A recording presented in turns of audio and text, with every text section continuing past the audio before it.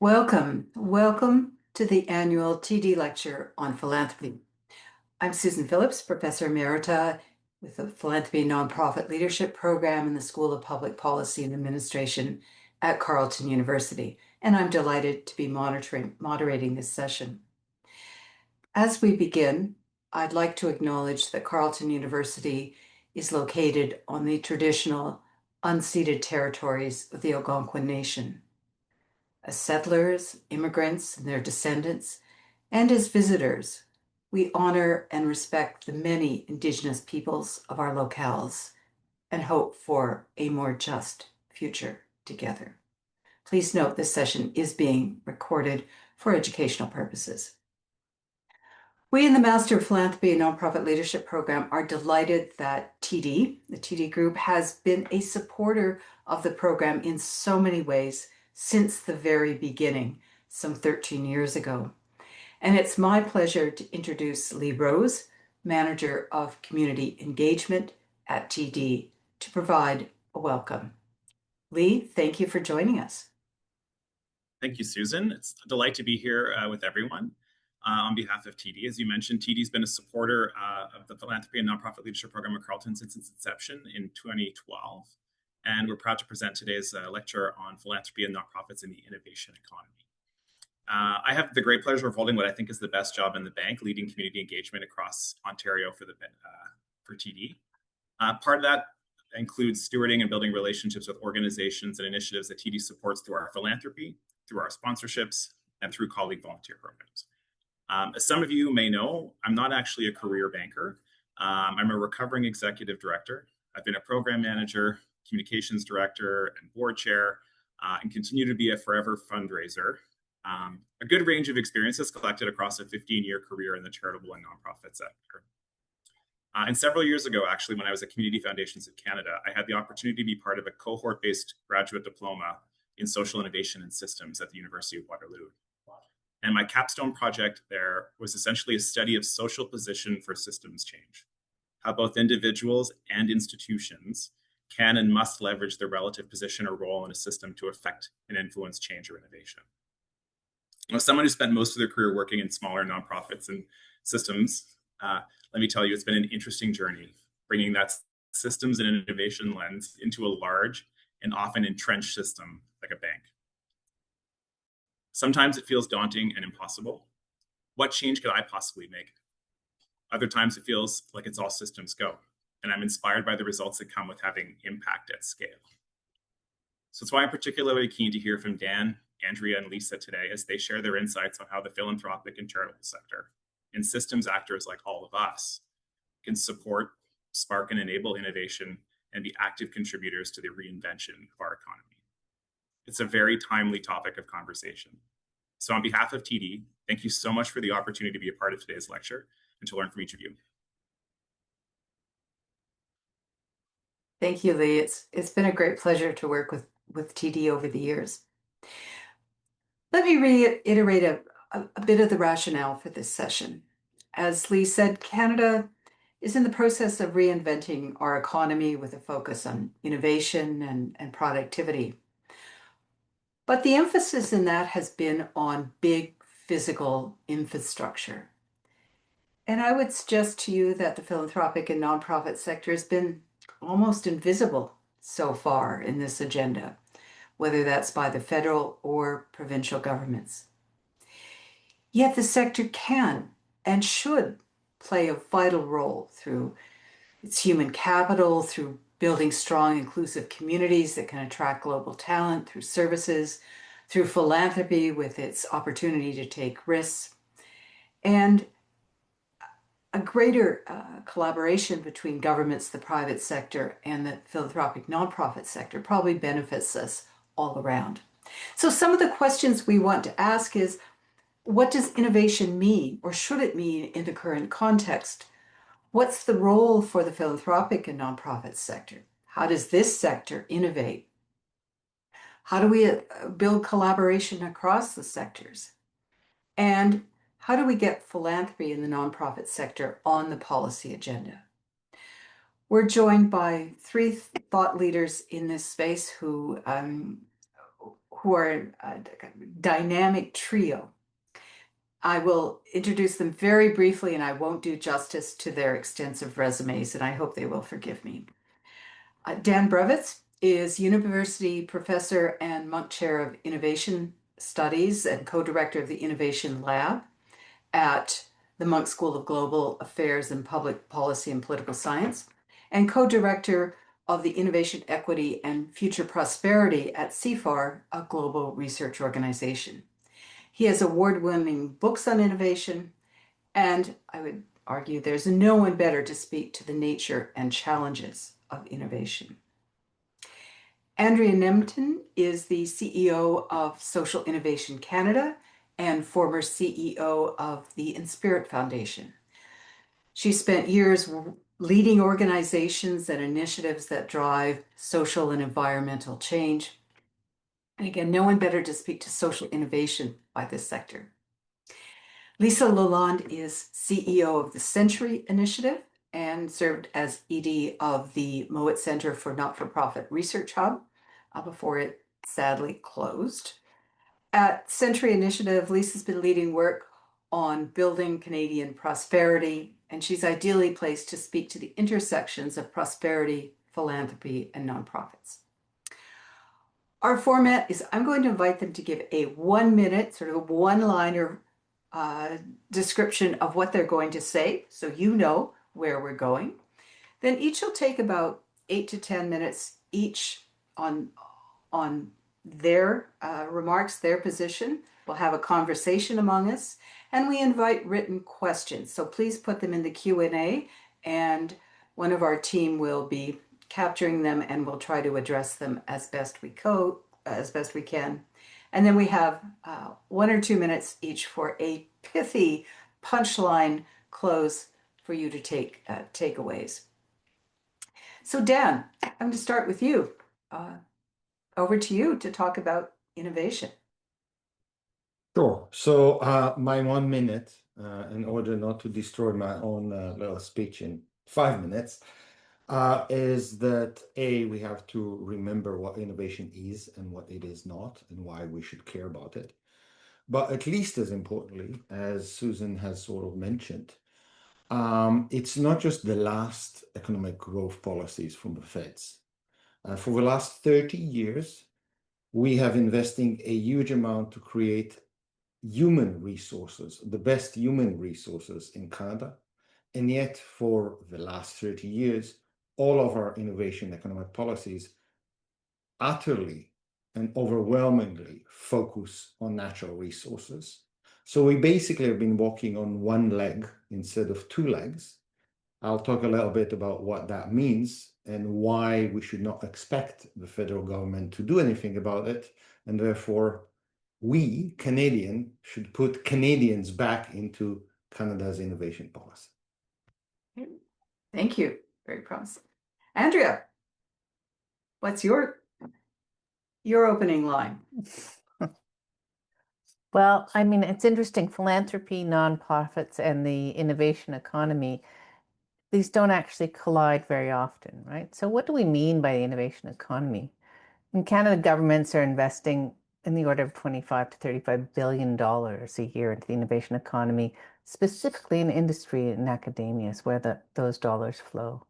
But when it comes to our biggest challenges, housing, climate, inequality, we're not seeing innovation at the scale or the speed we need. And this is because we haven't built the structure or the systems required to apply innovation to these challenges. We're still operating as if innovation lives in one part of the economy, startups, tech, or commercialization, while social and environmental challenges are held somewhere else without these resources or methodologies. The separation does not work anymore. These challenges are complex. They cut across sectors. They require coordination between government, industry, academia, and communities. Complex challenges require social innovation to ensure participation, learning, and experimentation, and alignment to create lasting change. I'm going to argue that we don't actually have an innovation funding problem. We have an innovation system problem. Provocative. And Lisa, your contribution. Thank you. I wanted to start with a provocation, and as a way to entice people to stay on, because I'm the last person to give my presentation. And it might be a little similar to Andrea's, but hopefully it's going to cut in a little different direction. But ultimately, the problems that we're dealing with in Canada, our biggest challenges, they're interconnected. But the way in which we're trying to solve them isn't. So until that changes, it's going to be really, really hard to build the kind of innovation economy that we're talking about.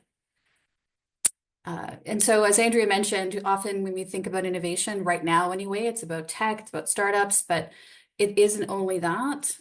In my view, it's about whether a country can actually get its people, its institutions, and its capital pulling in the same direction. Right now, we're not set up to do that. And that shows up in how we fund, how we work, and the rules that we've built around the system, particularly in the nonprofit sector.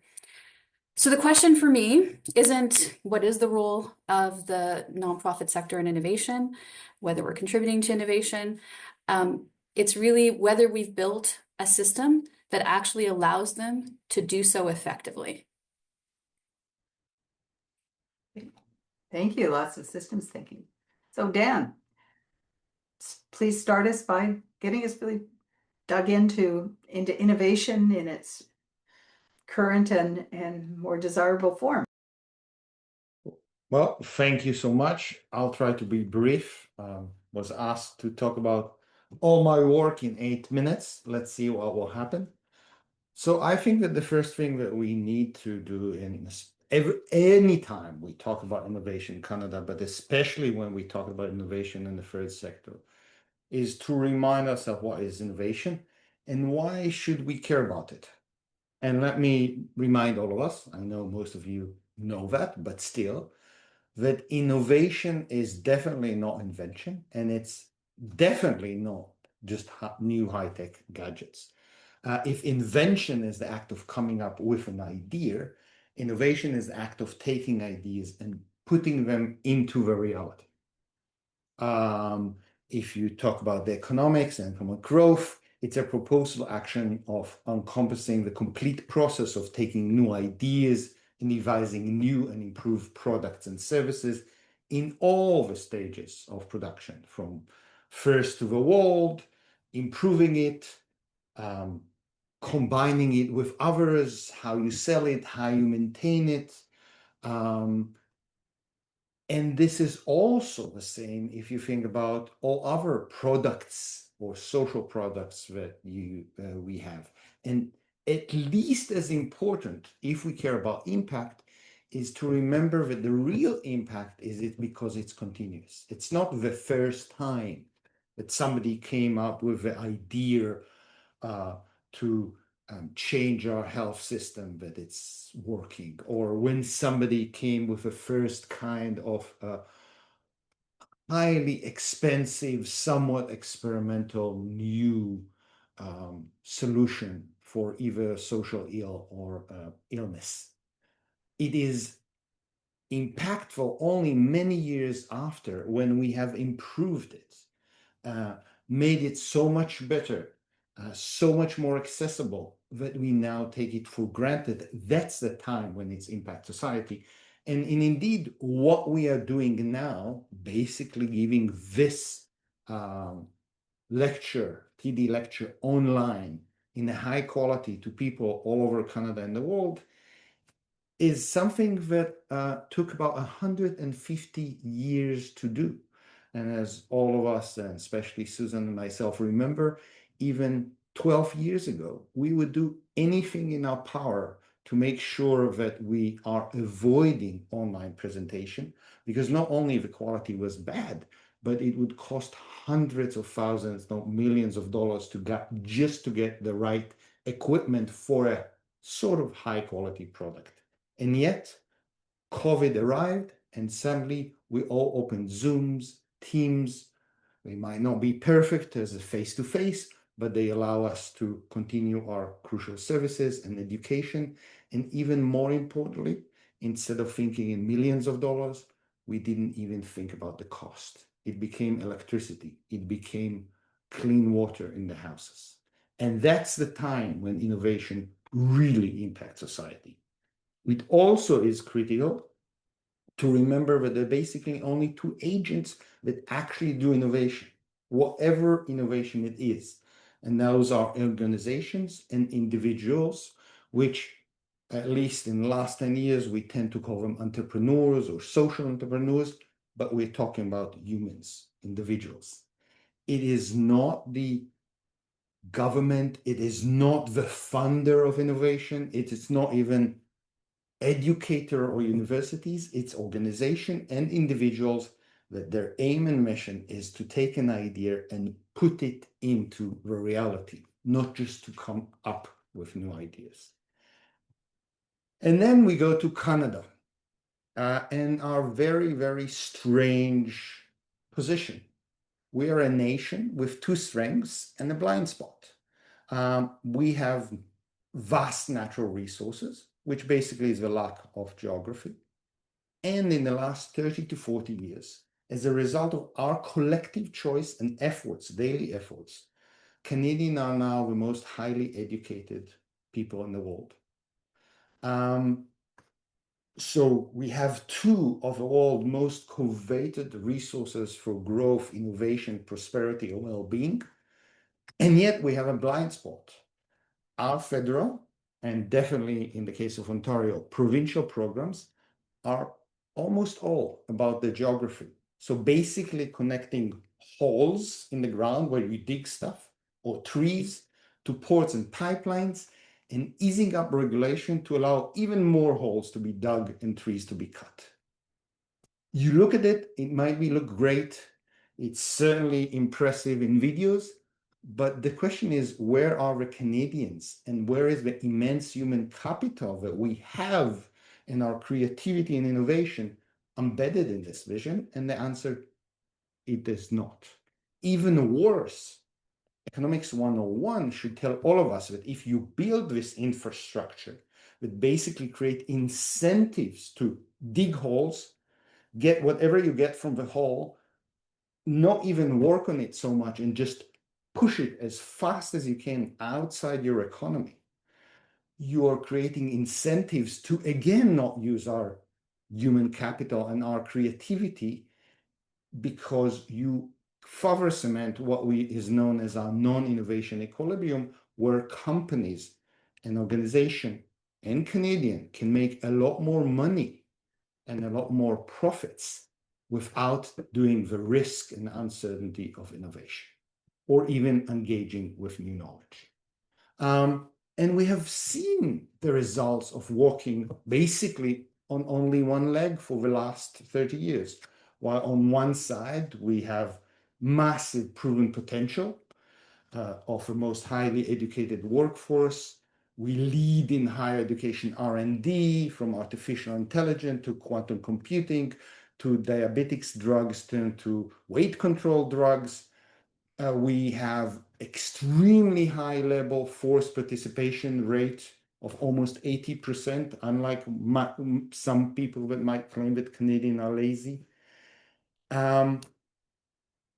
And yet, what we see is a static, maybe even decreasing standard of living, with a median market income actually declining in real term, now sort of coming back to the levels that they were in 76. Yes, that was 50 years ago. So in order for Canadian to actually have the same welfare and prosperity that basically our grandparents had, we now work more.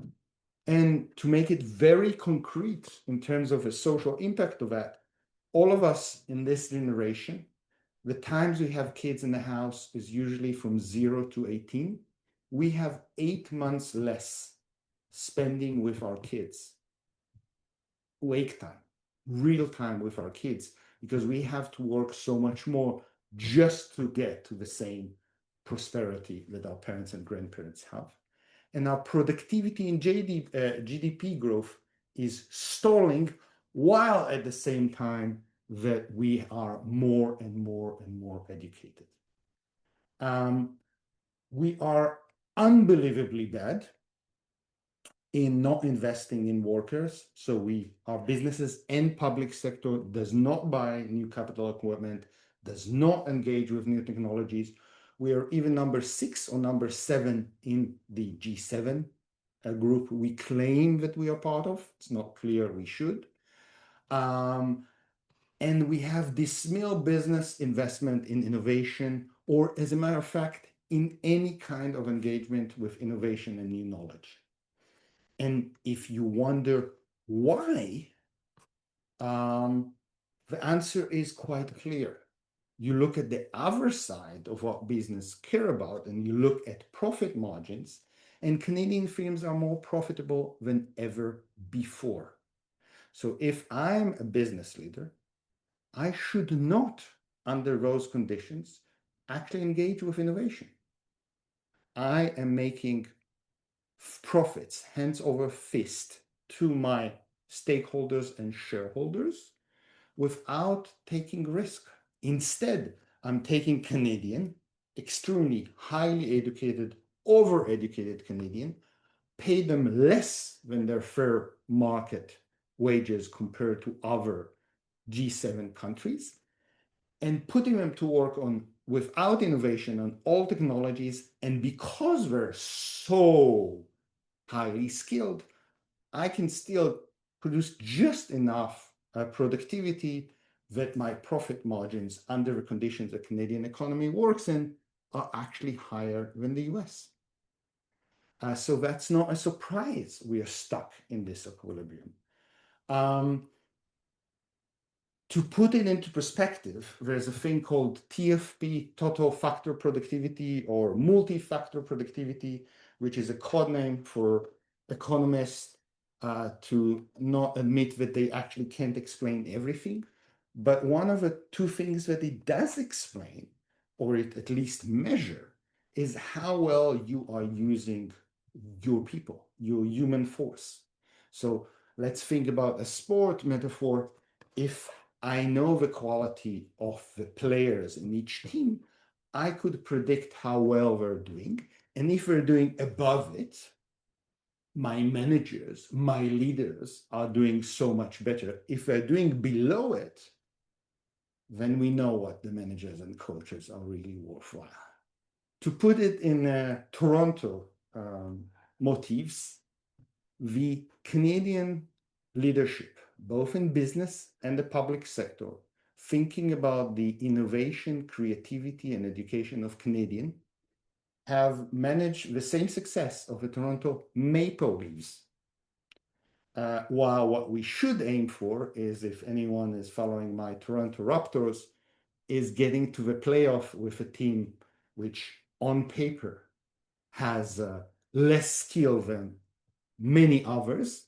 We have an economy filled with people that are the best of the best in terms of every measure of education, human capital, and human resources, and we never win anything. We only lose. So maybe we need to change that. Now, if you look at the last 30 years of innovation policy, we are doing the same mistake again and again. We are confusing innovation with innovation, invention with innovation. We do not understand that many of the private organizations are there in order to make profit. And if we have created a system in which we can make ever more higher profits without taking risk, they will never engage with innovation. And we also did not address the growing gap between our world-class research outputs and declining government, social, and business innovation capacity. We have universities that are and research institution and ideation, which is as good as it gets in the world, coupled with basically almost third world capacities in terms of both the government and the private business to use all that creativity and come up with social and economic innovation. And if we don't understand that, we should not expect anything about that bad equilibrium to change. Now, the reality check that I want to talk about here and I want to be slightly provocative, if our government have been focusing only on one leg for at least 30 years, and as soon as we have a massive, maybe the worst geopolitic crisis of our time, they immediately revert back to thinking about physical stuff each and every time. What hope do we have if we look at government for change? And I would argue zero. And therefore, the third sector needs to enter. It is time to bring Canadian back into our innovation policies.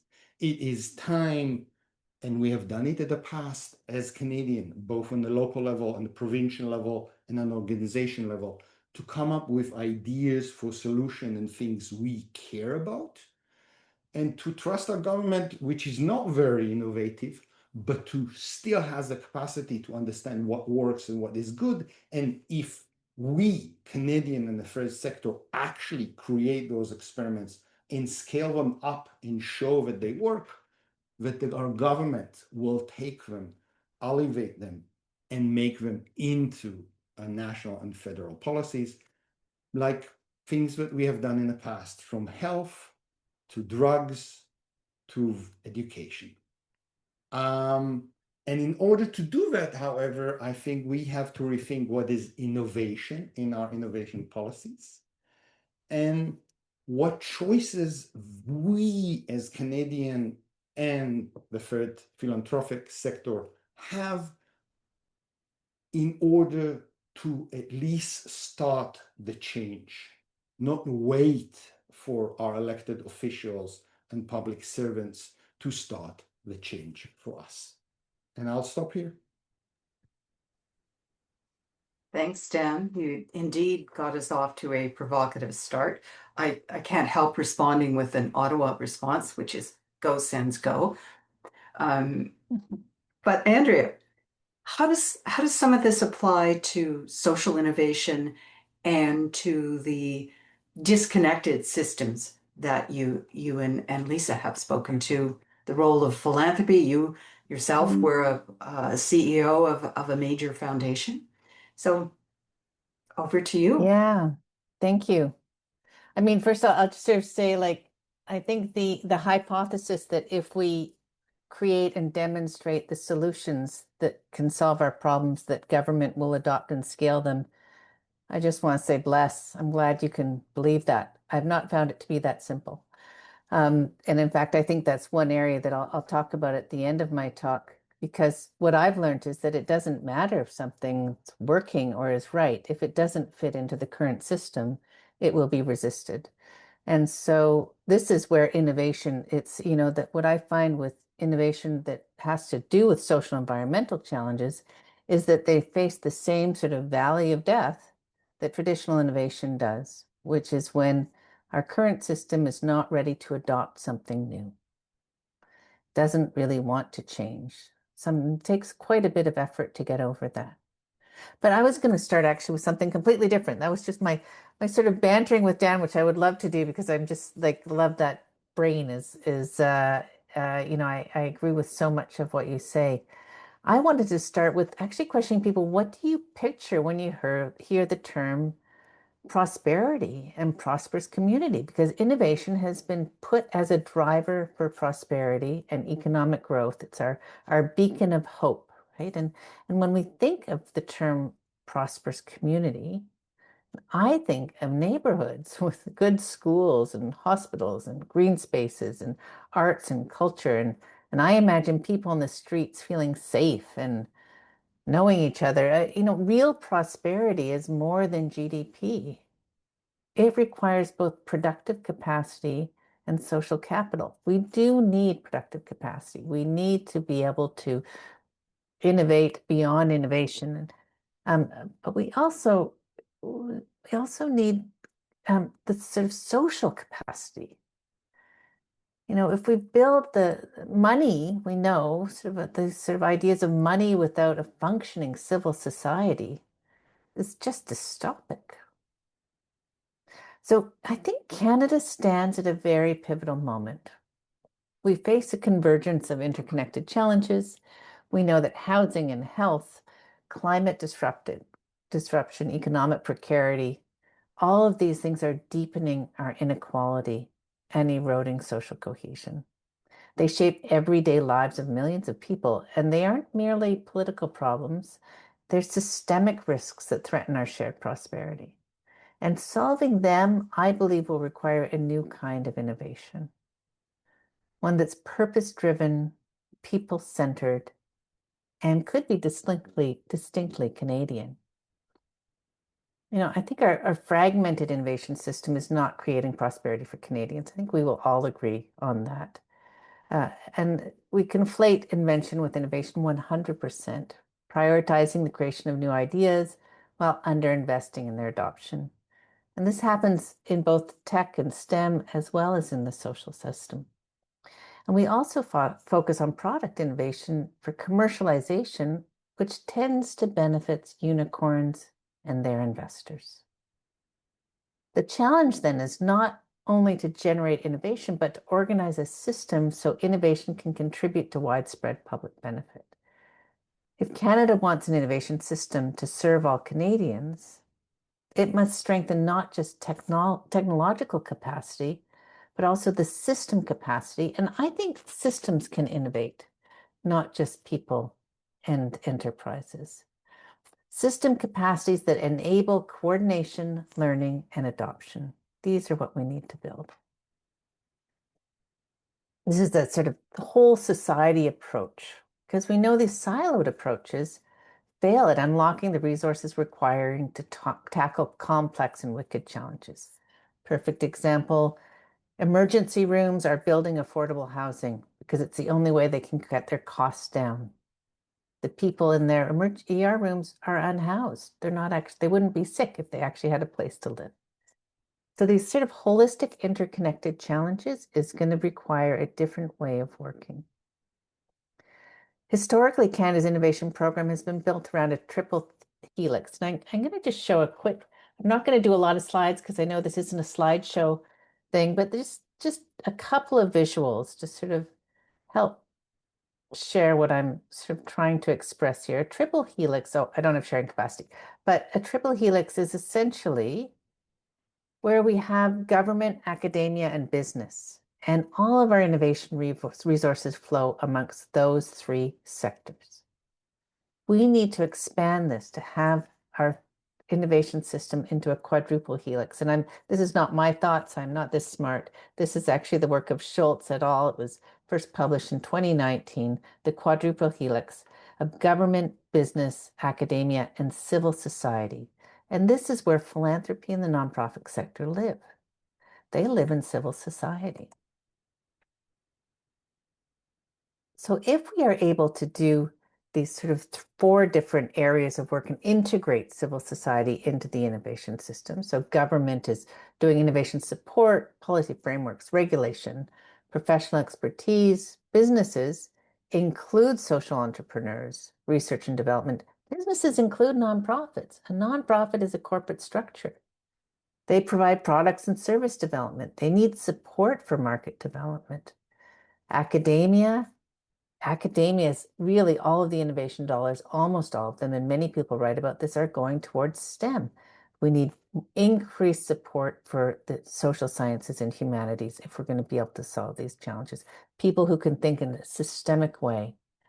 These are the competencies that need to be more invested in our academic sector, and the bridges between academia and civil society need to be strengthened. And then civil society brings collaboration, practical know-how, networks, mobilization, legitimacy, acceptability, and experience. So at its core, social innovation contributes to three critical capacities to the innovation system: participation, learning and experimentation, and alignment. Together, they enable institutions and communities, individuals and enterprises to define complex problems collaboratively. They test solutions in real-world conditions. And then, if you can get alignment, embed successful approaches into policy incentives, capital flows so that they can scale and endure. Participation defines the problem, learning unlocks innovation and reveals what's working, and alignment embeds solutions into the system. Together, these elements allow innovation systems to move from fragmented experimentation to coordinated social impact. There's a number of different examples that we can cite, and we'll be publishing a piece called Pathway to Prosperity that gives examples of what can happen when we actually invest in these three different competencies. So I'll just give a quick one of the participation is boldness. So when we are able to have living labs and other platforms for collaboration, we're able to build the relational infrastructure at the local level or at the industry level that allows sectors to move forward in trust to be able to actually solve challenges. For philanthropy, this is where philanthropies that work at a local level can support local nonprofits to build relational infrastructure. They can support convening. They can support field catalysts, those folks that are bringing people into the collaborative approach and building the relationships that are required for these kinds of collaboration. Learning and experimentation. If you're working on a thematic issue, social innovation provides the methodologies for structured experimentation to solve complex challenges. A perfect example, we've just done an evaluation of the almost 100 solutions labs that were done on housing. And it's remarkable what came out of that. We've got a Kumo map. It touched almost every province in most of the cities across the country, engaged over 120 stakeholder groups, not stakeholders. It brought participation. It brought participation into the innovation system to be able to solve this complex challenge. Across the labs, 220 solutions were generated, 52 were implemented, 41 have been scaled, and 39% of those have led to policy change. So these sort of areas for learning and experimentation around these complex challenges, portfolios of labs and lab-like processes are really effective for us to be able to actually identify what kinds of solutions can work at a systems level. If you don't know how to fix something, support a lab. They will figure it out. They won't fix it because they'll only come up with a prototype. And when you go across the country, people have the solutions in communities, but they can't get them implemented and scaled. They're stuck in the valley of death. It's the same thing with traditional innovation. And so this is where there's another competency that I think is really undervalued and capacity, which is alignment. Actually aligning the institutions, incentives, and capital to be able to support the solutions that we need. We've had solar panels for a very long time. I do not have one on my house. How do we actually implement and scale the innovations that's required for us to be able to address our challenges? So this alignment is now when Susan in philanthropy, there's a new actor and approach that's being used to create this kind of alignment. They're called systems orchestrators. And so if you're a philanthropic organization looking to make change at a systems level, support an orchestrator. It's very quiet, labor-intensive work that brings everyone into the room and nudges the system towards change. So I think governments, there's room for everyone. Governments fund coordination, learning platforms. Philanthropy and capital provides risk-tolerant investments. And the ecosystem actors, they are really generating the solutions at the community level that can then be supported by the system if the right change and alignment can occur. I think I'm probably almost out of time because I feel like I've spoken for a long time. But I think that what I'm trying to communicate is that social innovation provides the capabilities that allow governments, markets, academics, and communities to work together to identify the solutions they want and to be able to achieve them. Together, they form the foundation of a future-ready innovation system capable of delivering lasting prosperity for all Canadians. Thank you, Andrea. You've given us a great deal to to think about there in the social innovation space. Lisa, I'm going to turn it over to you to pick up on some of these themes before we have a four-way conversation. Sure, thank you. Well, Dan, I was moved by what you shared. It was also a little depressing. And then it was nice that Andrea kind of touched on some solutions that were being advanced. And I think, after reflecting on both of your comments, it made me think about my own trajectory in the sector and how through the work, like I was doing practical on the ground work, and there were, this one of the sentences, Dan, that you had that just resonated with me was, take an idea and put it into action. Take an idea and put it into action, and that there are tons of examples of that happening in Canada, but also Canadian led. And what I found in my career was that in some cases, some of the best ideas could not be scaled or could not be brought to Canada because of barriers. And it led me on a journey to be ultra committed to how do you do this in practice? Like, there's lots of written articles about this, there's lots of research, but like, how do you actually do it in practice? Like, what are the components of change? Like, how do you enable the nonprofit sector to innovate, to support innovation, to deliver innovation? What's required? And the learning that I have that I'm going to share with you came out of working in venture philanthropy, where we would have to look at 100 organizations before we found one that could scale. Or my work at the Mowat Center Not-for-Profit Research Hub, where we actually dove into, okay, if we want to enable innovation, what are the data ecosystems that we need? What are the funding mechanisms that are required? What are the rules and legislative changes that are needed? So I'm not going to get into all the heavy stuff, but I'm going to try to capture it at a really high level. But I want to just provide a little bit of context first. And I think that kind of links to more of the work that I'm doing now, which is, there is a lot happening in Canada right now, and Dan touched on quite a bit.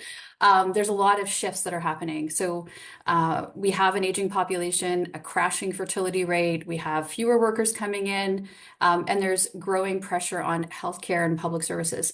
And, it's going to get worse, unfortunately, before it gets better, because we have population decline projected for the next couple of years, which is going to, make our tax base shrink even further. But what we're experiencing is that we're also at the same time dealing with high cost of living, debt levels rising, rising polarization, and a global unstable environment. And so that's a lot to take in, and it's a lot to be overwhelmed by. But I think, and Andrea touched on it, one of the things that I think is missing in how we think about the problems and how we actually tackle them is actually how interconnected they actually are. Our demographic projections, our cost of living, affordability challenges, housing, immigration, economic growth, climate change, these aren't separate issues. They're all connected, but we're trying to solve them one at a time. And so we fund them separately, we assign responsibility separately, we actually implement policies and practices in isolation or in silos, and we measure their success separately. And then we're surprised when either progress is slow or when solving one problem actually just makes another one really worse. So I think, my purpose in this discussion, what I wanted to bring to this discussion is an honest conversation about what's not working and what's needed. And I have some solutions, so we're gonna have some positive discussion too. But there is a big push, and I've seen it, and I've actually been a thought leader talking about a push for results for some time, about driving innovation, measurable impact, things that actually move the needle forward. And we ask organizations in the sector to help solve complex problems, but we don't consistently invest in a way in what it takes to do it well. So that shows up in a few different ways. It shows up in, we fund short-term projects, but not the core strength of organizations, the engine that keeps it running. We expect collaboration, we demand collaboration, but the rules don't always support it. We want data-driven decisions, but we don't always fund the research to get the data that we need and to get the insights that are needed to help us understand what is actually working and what isn't working. And then when it is available, in some cases, nonprofits hold really important data, but then obviously there are issues around trust and sharing as we think about working together with government and business. And we talk about innovation, but we don't always create the space to test and learn. I know Andrea has some great examples, but we don't always do that consistently. And so in my view, what we get isn't true innovation. It's activity that's fragmented. It's really hard to sustain, and it's really difficult to scale. And this isn't just theory. So I mentioned that I worked in venture philanthropy, but I also spent, I think it was 5 years working at the Mowat Center Not-for-Profit Research Hub before joining Century Initiative. And we spent a lot of time looking at, okay, what are the key sort of factors, or what are the key areas needed to help us understand how to enable innovation with the nonprofit sector? The first one, and it's an obvious one, but it's worth starting with, is people. And more often than not, innovation fails based on the leader or the leadership at the helm. That person leaves, it often falls through. And so cultivating that leadership is really important. But if people are burnt out, if they're constantly turning over, they don't have basic supports, it's very hard to do anything innovative. So you need a stable and supported workforce. But this requires a good base of core funding to make that happen. And carving out 15% of grants and project budgets for core funding, or just switching to project-based funding in general, is not going to do it. It's not going to help. And in the second one, besides people, are the rules. So in many cases, it's not just that organizations are struggling within the system, it's the system itself is out of date. So they're trying to collaborate, they're trying to work across sectors, they're testing new approaches, and then they're running into rules that weren't designed for any of that. So some examples are, we still limit how organizations can work with partners outside the sector. We make it difficult for them to access the kinds of financing that other sectors use to grow and experiment. We tie funding to rigid and short-term requirements that don't match the flow of how change actually happens. And then we don't fully have an updated legal framework to reflect what modern organizations actually do. So if we're serious about innovation, this can't be a side issue. It's central, because we can't expect new approaches or to scale great ideas if the rules aren't designed to keep everything the same. So I like to say we're asking nonprofits to solve 21st century problems with a 20th century rulebook. The third one is trust. And I think this is the one piece that we can't ignore, particularly right now, given how much things have changed, even in the last decade. We're seeing rising polarization. We're seeing more misinformation and disinformation. And, I've certainly witnessed firsthand a front seat of, growing breakdown in how we engage with each other. And that matters more than sometimes I think we acknowledge, because trust isn't just a social issue. It's what allows everything else to function. So, and I think this is where civil society plays a really, really important role. I think nonprofits, they create the spaces where people come together, where differences can be worked through, where dialogue actually happens. And a lot of that is happening locally in small towns and communities and community organizations and the Rotary clubs, the settlement agencies, the youth theater group. These organizations, these spaces are, strengthen communities and create bridges. But if those spaces weaken, it becomes much harder to build consensus, to share information, or even to implement new ideas.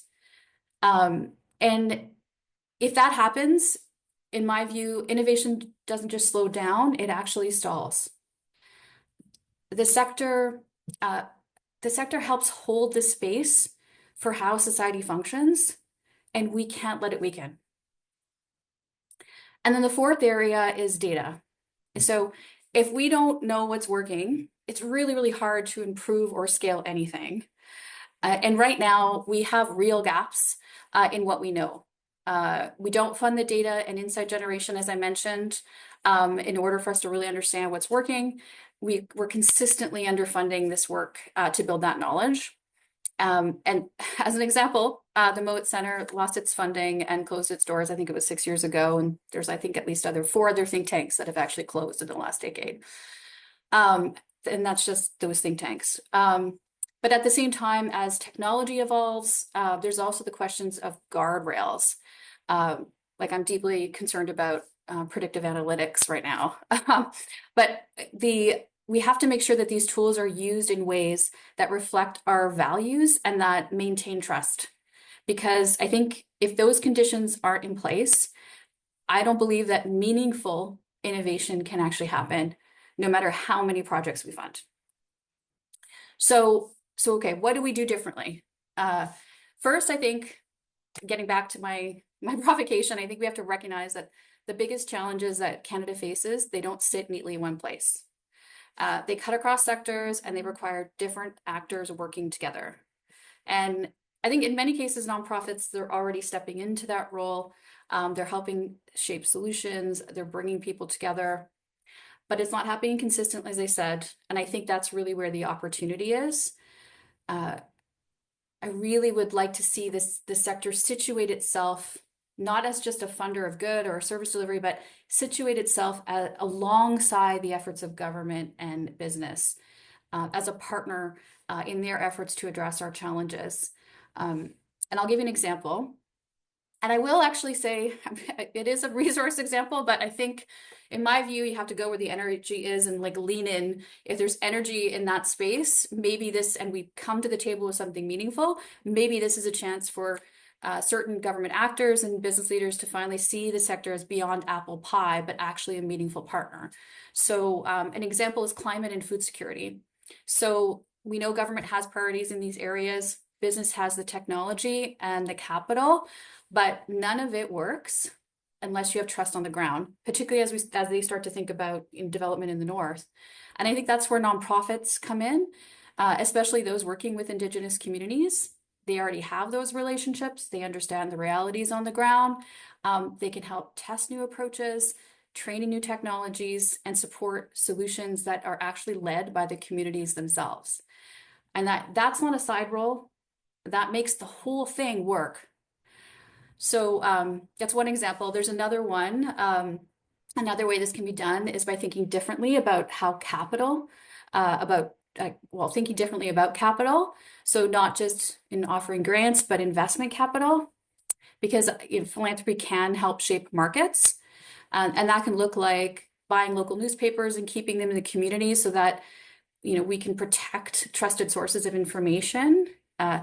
It could look like investing in local businesses so they stay rooted in communities, or creating funds or loan guarantees so nonprofits can own assets like housing or buildings instead of constantly operating at the margins. So the third one is I believe we need to really focus on the medium to long term. And this kind of gets us back to my work at Century Initiative in terms of encouraging long-term thinking and planning. Right now, we spread funding across a lot of short-term projects. But what if we backed up efforts and gave them time and stability to actually deliver results? So 3-year grants, as an operator, you get a 3-year grant. At a year and a half, you're already starting to hustle for the next one in order to keep your staff, in order to keep your operations going. Minimum 5 years is what's needed in order for them to have the breathing room to actually take an idea and make it come to life. And finally, I think there's a piece that we can't lose sight of, and it's a piece that I've been talking more and more about, that not everything should be optimized for scale or focus. So, because alongside these big efforts, there's lots of cool discussions on thought leadership, innovation, and big P policy, and governance and AI, et cetera. And these are all really, really, really important. But what I've seen is we've pulled back on investing in local communities. The youth centers I mentioned, the service clubs, the places where people come together. And these aren't just nice to have. That's where trust is built. And I think we're starting to see the consequences right now of that de-investment. I think we're seeing more polarization, less connection, and a harder time solving problems together. So innovation doesn't just depend on ideas or capital, it depends on trust, on people being able to like engage across differences. And if we lose our ability, if we lose that as Canadians, I don't think we could move forward as a country. So Thank you. yeah.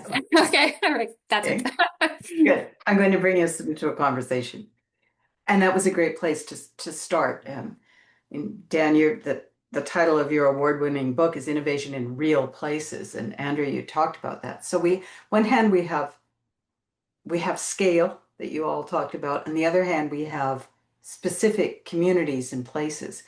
How do we bring innovation and scale and real places together? And how do you do real place and innovate and scale at the same time, or are they in fact not as antithetical as they may sound?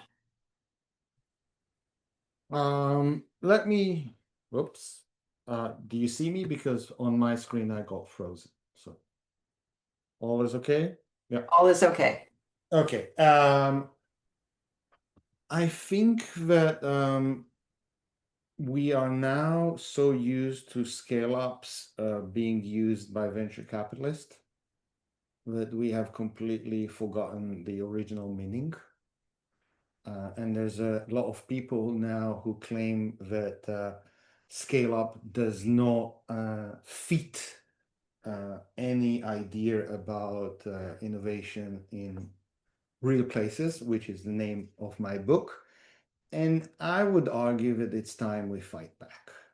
And I'm so sorry for those who love small, and I am one fully for a lot of experimentation and understanding that things are extremely contextual. However, if we want to change Canada, we need to start seeing what works and make it bigger. If you prefer to call it make it bigger, instead of scale up, because you think scale up belongs to the business school, go for it.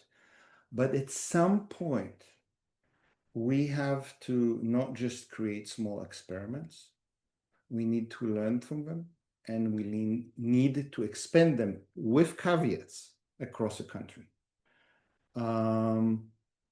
And here I have to say, and I agree with Andrea, government would not do it because they love us. Government would do it because A, we push them constantly, but on the other, we are a democratic society, and democratic society by definition means that both public servants, politicians, and at least as importantly, our policy advisors are constantly looking up for ideas that they can sell as if they have done something good for Canada. So here is my solution, or I would say call to arms for the third sector. Come up and prove ideas that are doing something good for Canada, and then sell them to politicians who could claim that they're their own ideas, and both sides will profit. But if we don't do that, we should not expect Canada to change. Mm-hmm. You know, it's really interesting. Thanks, Dan, and thanks for the question, because there is an inverse, I've also worked in impact investing and philanthropy in the social sector, and there is an inverse relationship between the scale of an initiative and the social impact it has. It's just science. However, we need the national resources. We need to scale the flow into the solutions. The other thing we didn't mention about Canadians is we're incredibly diverse. We have 5 time zones. We're the largest landmass. We have 200 languages spoken in this country, like on a regular basis, and the most diverse country in the world. And so when we're talking about scaling, we often use the word, replicate, diffuse. How do we create cross-pollination? Because something that works in New Brunswick may not work the same way in BC or Inuktitut or, in other places. But we do need, it's a tension. We need national resources to somehow flow to the community level. And we need community innovation to drive the change around the national priorities. So how do we build the infrastructure for this to happen?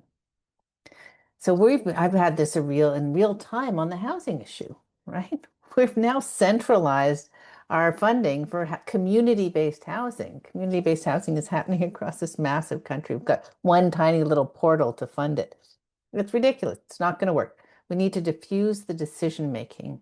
And this is going to require us building some social infrastructure that will have to happen at the community level where there is trust. As Lisa is saying, we need intermediaries, we need field catalysts, and then the process of actually taking a winning solution to the federal government and getting somebody to go in and have people, throw knives at their back to champion is very expensive and time consuming. It takes a lot and it needs data and it needs lobbying, and the social sector does not have those resources. And so this is something that a lot of philanthropists are starting to realize. How can we support the social sector to actually influence policy change that then shifts resources? I got a text that someone said this was really depressing, and I don't want it to feel depressing. There's some amazing stuff that's happening out there, right? Like I'm seeing in terms of systems finance and the shifting of investment, it's flowing. There is so much innovation happening in communities and in the sort of even in the climate sector and all of these sectors. And I think the government wants to do the right thing. They're just a bit of a Titanic, right? It's hard to move them. So I agree with you, Dan. We need to make it as easy as possible.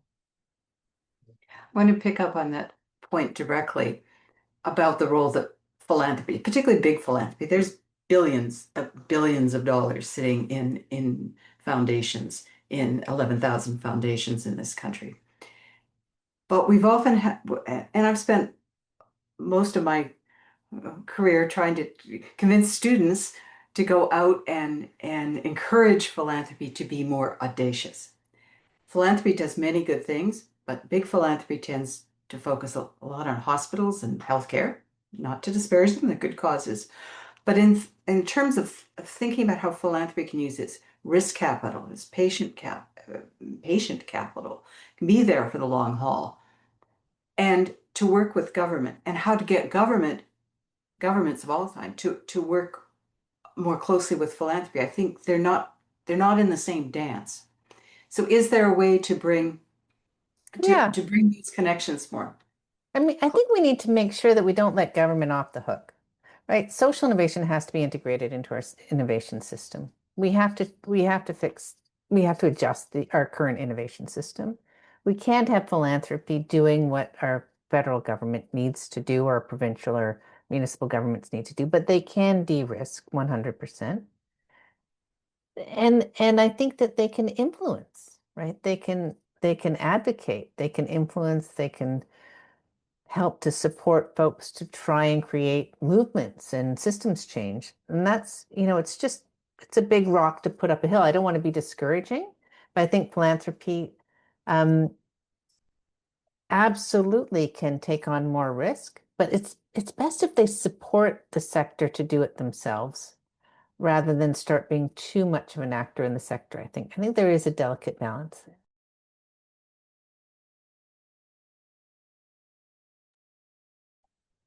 I was just going to say, the argument I was making purposely is because I do think that philanthropy can play a more significant role. I gave an example on the climate and development in the North. There was another one that I gave recently. There's smart farm networks with old colleges and Lakeland College. They're college-led smart farms that are testing ground for precision agriculture, robotics, and sustainability practices. It's government and industry supported, but as it looks to expand and get into other communities and other locations, this is where philanthropy can see itself as an investor to work alongside government and industry to scale these networks. And that was sort of what I was leaning towards with Indigenous training pathways. They could fund tech transfer to mid-sized farms, and looking at food security differently, and situating themselves as a partner. Because I think if government starts to see the sector differently, they'll start to engage more often. But the bigger argument I was trying to make is that in this call for big ideas and the big thing that's going to take, that's going to change everything, I think that our sector is small. There's got a lot of smaller organizations, and the work is really meaningful. And I'm deeply concerned about social cohesion and where it's going in the country. And I think that if we also see innovation differently, like are we funding the conditions for change? Are we funding the conditions to enable the sector to actually prove itself? Say, look, I've got this thing. Like, do we have the right legislation and rules that don't act as a barrier?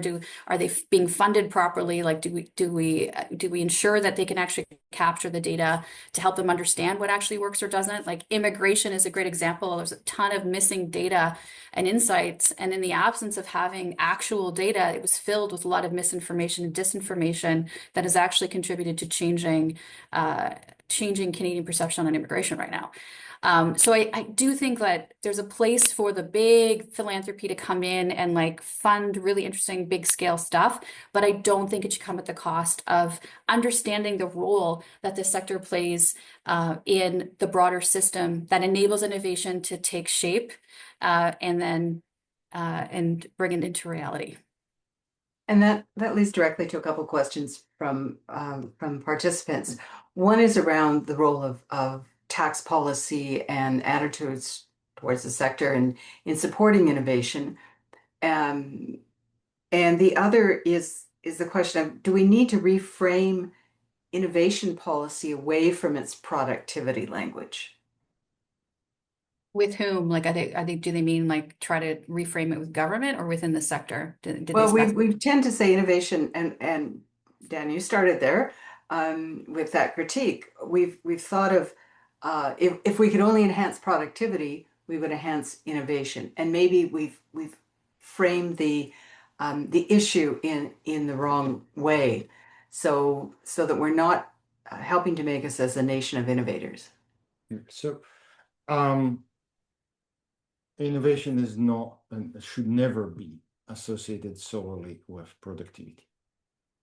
Just to make it very clear, if you actually look throughout history, when new innovations came, their productivity was significantly lower than the current technologies. So anyone who thinks that the process of innovation immediately leads to growing productivity should read history. And that just look at shipping, right? We are Canada. We're in the end of the British Empire. I highly recommend people look at technology of sails ships versus steamships and start to figure out when actually the new technology became more efficient. You'll be surprised at what you find. So that's not the real issue. The real issue about innovation that it is allow us to give different kind of solution, either that in the long run will become more productive, but it allow us to do different things in different ways, or the same things, but in completely different ways, and in a way that would allow us, especially in the social sector, to reach people that otherwise we will never reach. I will stop here, but I do want to add one thing about the big ideas. With a couple of my close friends and colleagues, started to have a bit of cynicism about either people, and that started when we started to develop outside North America and Europe. And that cynicism of we highly educated rich actually know what kind of innovation should fit our context, then led me to also realize that a big, supposedly smart, huge philanthropist with the best consultant thinking that they know what are the global challenges and the best ideas might also be wrong. So let me suggest something else that I think, especially in Canada now, and especially with the fact we might not have a lot of resources the third sector could do. And my dear friend Kirk Bowman from Georgia Tech created an organization that especially looks at Brazil, but it was sort of a case study. And what they did is, instead of looking for new innovation and thinking they can stay where they are, they start mapping what is happening in the worst communities in Brazil. And when they found social enterprise or social entrepreneurs that do something unique with the hardest to get and came from that community, what they did is a whole campaign of celebrating that, moving up to the national levels, but also teaching other social entrepreneurs. Just as an example, this can be done by using documentaries, movies, workshop, social media campaigns, all the rest. This is something that we can do in Canada. We have a lot of social innovators. What we don't do very well is celebrating them, helping them to understand how they can have more influence, but also teaching the people who think that they have a solution because they don't understand what's happening on the ground, that the solution actually already exists. They should be more humble, figure out what the third sector is doing, and putting it on scale. Again, sorry for using the word scale. Putting it on the national stage. Well, can I quickly build on that, Susan? Because I just want to say we do have the solutions. And Dan, I'm so pleased that you brought this up, and I've seen it all across this country. At the community level, folks are creating the solutions because they need to. This is around social and environmental issues because they need to for survival. The challenge is those solutions cannot be sustained. They hit resource and policy barriers to be able to be sustained, and they don't have the resources to share them with other folks either. This is where we need to actually have systems orchestrators. There's a whole level of work that has to be done to have these solutions, if not scaled, at least supported, right? You're supporting these small solutions all across the country. Let's start small. Yeah, exactly. But we do need, it requires a system shift at the systems level to be able to flow the resources and the policies differently. And this is what's being called orchestration. And this is where big philanthropy is now investing their funds to be able to listen to community and then create the change that community needs to be able to do the work that they need. They know they need. To ensure that we end not on a depressing note, but on a practical note, an action note, how do we carry some of this forward? My last question to each of you is, where would you start? If you could do one thing, there's one priority to enhance how we're currently thinking and doing innovation as part of this big reinvention, what would that one thing be? Lisa, do you want to start? Sure, and I know we only have a few minutes, but I would say that let's create the conditions for individual charities and nonprofits to thrive, to allow them to, advance their idea and take it to action. And at MOIT, we delivered tons of little papers, applied public policy pieces on data ecosystems, funding mechanisms, all the rules that need to change. Like, it's all laid out, and we just need, I don't know if we need a complex, the system actors are definitely needed, but I also believe that if we actually fundamentally change address the barriers finally, it would free up the sector to actually get more stuff done. Right. Dan, what would be your one thing? Here is what worries me, okay?